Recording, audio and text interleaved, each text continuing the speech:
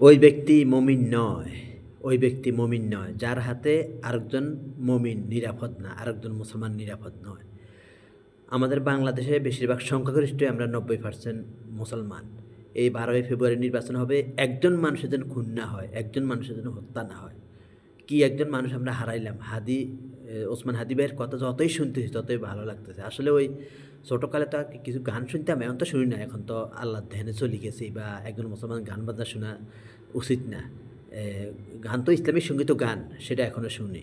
ওই যে মইরা গেলে কান্দে সবাই, জিন্দা থাকলে কানলো না। আসলে হাদি ভাইয়ের কথা যতই শুনি ভালো লাগছে। কি একজন মানুষ আমরা হারাইলাম, কি একটা যুবক আমরা হারাইলাম, কি একটা প্রতিভা আমরা হারাইলাম ভাই। তাই আমার আহ্বান, এই নির্বাচনকে কেন্দ্র করে একটা লাশও যেন না জ্বরে, একটা মানুষও যেন না মরে, এই চিন্তা অবশ্যই সকল দল করতে হবে। তবে আমাদের ইসলামিক সংগঠন যারা আছে, হকের পক্ষে যারা আছে, তারা এগুলা করবে না, করবে না, করবে না, কিন্তু ওরা করবে। সেকুলাররা করবে, যারা জাতীয়তাবাদে বিশ্বাসী। জাতীয়তাবাদ কি? বিএনপির বাইরে আপনারা মাইন্ড করবেন না। জাতি তো একটা, আমরা যারা মুসলমান তারা জাতি, খ্রিস্টান একটা জাতি, হিন্দু একটা জাত, তারপরে ইহুদি একটা জাত, বৌদ্ধ একটা জাত। আবার জাতীয়তাবাদী কি? মুসলমানদের কোনো দেশ নাই, কোনো সীমানা নাই, কোনো কিছু নাই।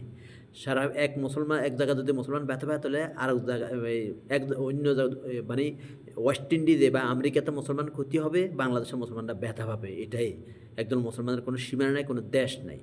তাই আমি বলবো, এই নির্বাচনকে কেন্দ্র কোনো ধরনের লাশ না জ্বরে, কোনো অন্যায় না হয়। যার যার ভদ্রভাবে প্রচার প্রচারণা চালাবেন। ওই ধর্মের নামে প্রতারণা করা, এসব কথা গালাগালি তুলাতুলি এসব করবেন না। এসব মুনাফিকি আচরণ দয়া করে করবেন না ক্ষমতা যাওয়ার জন্য। আর যারা হত্যা করে, মানুষ খুন করে ক্ষমতা যাইতে চান, তারা নির্বাচনের পরে তো আরও যে কী যে করবেন। এই জন্য আমার অভিমত হচ্ছে, আপনি যদি সত্যিকারই মমিন হন, মুসলমান হন, আরেকজনকে ক্ষতি করতে পারবেন না, পারবেন না, পারবেন না। এবারে 12ই ফেব্রুয়ারিতে বোঝা যাবে। 12ই ফেব্রুয়ারিতে আমরা বুঝবো আমরা কি হকের পক্ষে আছি, না শয়তানের পক্ষে আছি, না সেকুলারদের পক্ষে আছি।